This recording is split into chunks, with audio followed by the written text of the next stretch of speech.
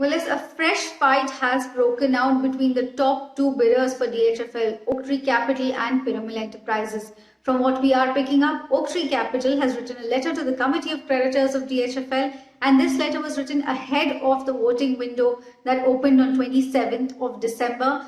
In this letter, Oaktree Capital has referred to Piramal Enterprises as the second highest bidder throughout. They have not directly referred to Piramal Enterprises, they've just called them the second highest bidder. Now, what Oaktree Capital is saying in this letter is that there is a consistent campaign to misrepresent information in our bids.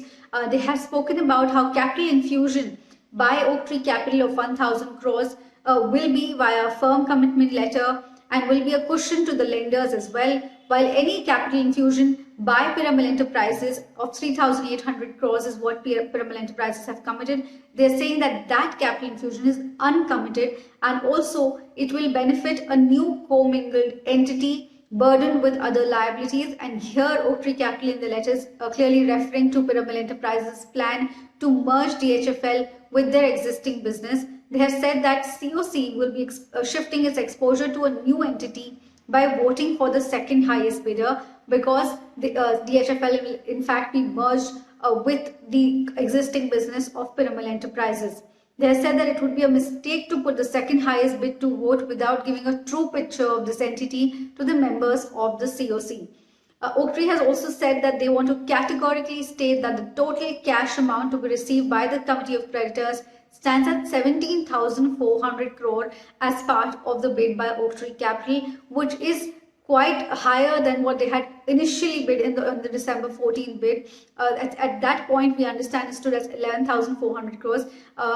At this point, they're saying that the upfront cash amount component stands at 17,400, which includes 1,000 crores, which they have given as a notional gain for the insurance business. So what Oaktree is saying is that 1,000 crores will be paid to the financial creditors on an unconditional basis as upfront cash for DHFL's stake in the insurance business. They have also said that they will provide additional interest income of 1,700 crores as upfront cash on a committed basis.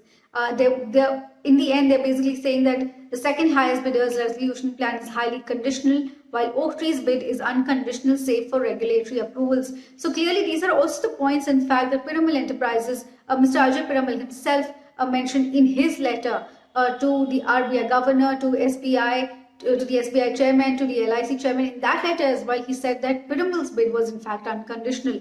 But Oaktree Capital has said that they are open to taking any legal recourse as well if needed. They're saying that we do not need to remind the CoC that as guardians of public money and representatives of diverse group of individuals, discounting or failing to consider the upfront cash amount to the extent of 2,700 crores, the amount which is additional interest income as well as for the insurance business, would disregard the IBC's objective of value maximization and be open to challenge. So that is what Oaktree Capital is saying.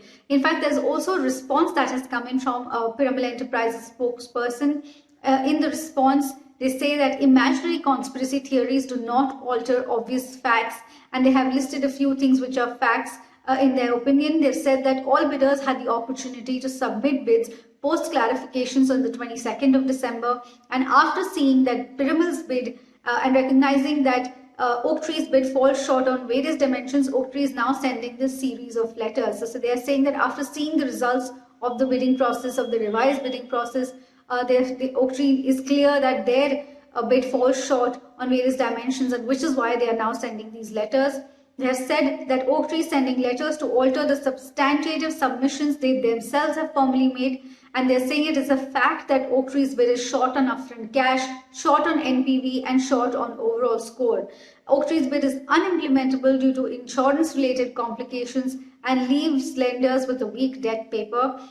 Talking about the point where Oaktree has referred to Piramal merging DHFL with the existing business, they have said that Piramal plan merges DHFL with a AA rated entity and offers 10,000 crore of equity immediately, which is a part of their existing business. And has said that the alternative plan is a highly leveraged structure with minimal equity. The Piramal response also reads that the mail from the applicant appears to be under the mistaken belief that threatening the Committee of Creditors members with consequences is going to alter these facts and change the course of a legally run transparent process in our country. So of course the tussle between the top two bidders for DHFL is continuing even as the voting process on the resolution plans is underway. The voting window, as we have told you, will be open till 14th of January. We'll have to see if any further issues arise or there will be no response from the Committee of Creditors.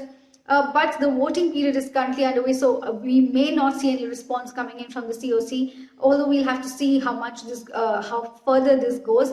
At this point, Oaktree Capital's bid, after all the additions and revisions, stands at around 38,300 crores, while Piramal Enterprises' bid stands at around 37,200 crores.